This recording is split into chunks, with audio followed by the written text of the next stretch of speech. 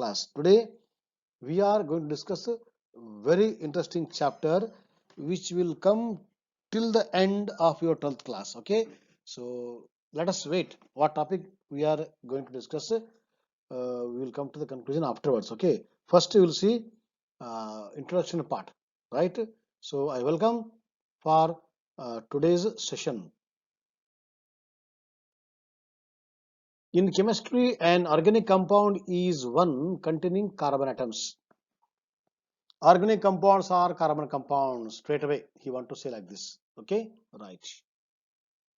But not all carbon compounds are organic. There are some carbon compounds like carbonates, bicarbonates, carbon dioxide, carbon monoxide. So they come under the inorganic because they are not required for us, not required for our organs. Only except those category. So remaining part we require. So they are called as what? Carbon chemistry, or the carbon compounds are the organic compounds, and the branch is called as organic chemistry.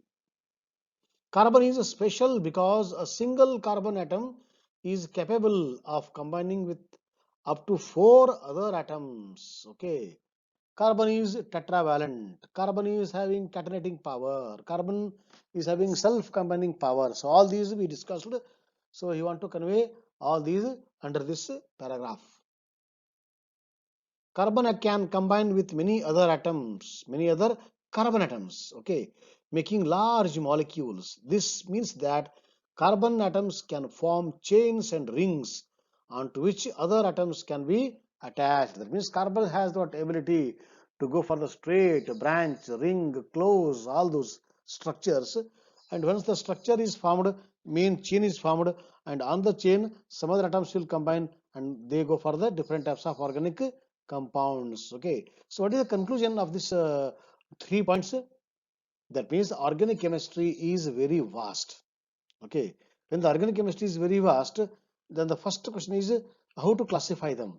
So already we have understood how organic compounds are classified in a simple way in our previous discussion. Now today, after understanding how organic compounds are classified into different categories, our next work is what?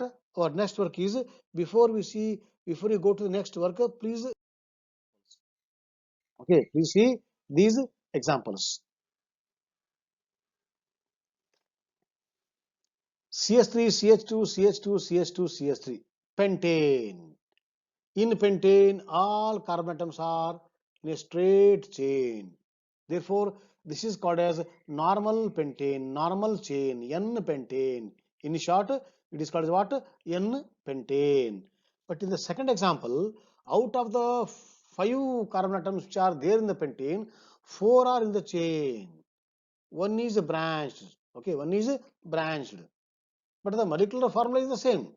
Structure differs, chain differs. Here all 5 are in a straight chain. Here 4 are chain, one is branched. Okay. Now in the third example, you see. Third example is out of the 5, 3 in the chain. 2 branching, one branch here, other branch is here. So branching is more here, right? But if you see the molecular formula of all the 3 examples, it is the same. It is C5, count how many? C5 there. How many hydrogen? 3 plus 2, 5 plus 2, 7 plus 2, 9 plus 3, 12. It is C5H12 in all the 3 examples. So molecular formula is the same, structural formula differs. So such compounds are called as what? Isomers. So these are examples for isomers. Whose isomers? Isomers of pentane. Because all the 5 are in the normal chain, it is called normal pentane. This is isomer pentane or isopentane. This is neomer pentane or neopentane. So these are called 3 isomers of pentane. But if you see the name, you see, I told this is what? Isopentane. But here, what here written here? 2-methyl butane. Why is written? Please wait. Now this is called what? Neopentane. But actually what here wrote here? 2,2-dimethyl propane. Number is given di, he wrote. So to understand all these, so we have to go for what? A special topic in the organic chemistry, which is the beginning of the organic chemistry. That is what? Naming of organic compounds. How organic compounds are named. That is called as what? Nomenclature. So for every compound, we assign a particular name, keeping some rules and regulations. Okay. So that topic is called as what? How to name organic compounds. So I welcome you all for the today's session on naming of organic compounds to avoid the confusion, because I say this as a isopentane, but he is saying it as a 2-methyl butane. So which one you have to follow? So to avoid the confusion, see, whether you follow that or this is not a problem. But when you write a textbook, when you go for submission of your research paper or a project or seminar, so one common rule is followed, one common name is followed. Okay. So as a just open discussion, you can follow any name. But when you want to go for official documentation, official textbook writing, that time you have to follow certain name which is accepted by worldwide, internationally.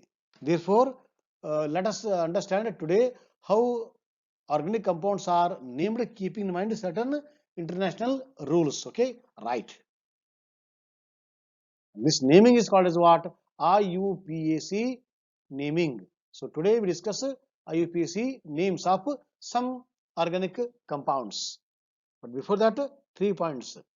What is meant by IUPAC? The International Union of Pure and Applied Chemistry, okay, developed a system for naming organic compounds. IUPAC is an international union. So everybody has to follow this what rules and regulations. This system eliminated many of the ambiguities that plagued earlier naming systems. One country was following its own method, other country its own method, India some other method. So now let us remove all those anomalies, let us remove all those ambiguities. We follow only one rule, that is IUPAC rule. Third point is what? Common names for many substances are still widely used. Though we follow IUPAC nomenclature, but still for some organic compounds, common name is so popular, sometimes we use common name in place of the IUPAC, and IUPAC has accepted that. For example, in the case of a CH3OH, it is called as what? It is called as methanol as per the IUPAC. But what we follow? Methyl alcohol. So methyl alcohol is the common name, whereas the methanol is the IUPAC name. But IUPAC accepted the some what common names, not for all, for some which are popular, which have come from the beginning. Okay, so till today there are some compounds, for them we still use common names. Okay, yeah. Now what is another rule here? Nomenclature rules. For every organic compound there are 3 parts. First part is what? Root. It is the parent chain, it is the main carbon chain, skeletal or framework, or how we have the backbone, no, main structure for our body. Like that, every organic compound has got a chain. That chain is called what? Parent structure, or it is called as the root. And to this, what is there? Prefix is there. What is prefix? Pre, before. So there are some words we use before the that chain. They come under the category prefixes. Okay. Then there is called suffix. What is suffix here? Normally suffix is what? After the formula. So for example, CH3OH. CH3 is the chain, OH is the suffix. Okay. So OH, that is called what? Functional group. Normally there are others are there. Cl is there, Br is there, I is there. But generally functional group comes at the end. So that is taken as what? Suffix for that chain. So suffix is what? Generally principal are the main functional group, others are there. And the prefix is what? Prefix is from which family, whether it is from methane family or from ethane family, from which family it is derived, that is called a prefix. And prefix, suffix, if you mix for the root carbon chain, then you make the name. So in this way IUPAC nomenclature is made, and IUPAC what naming is given to a particular molecule. So today we understood only 3 part, and tomorrow we are going to discuss IUPAC rules with examples. So please wait till then. Have a nice time.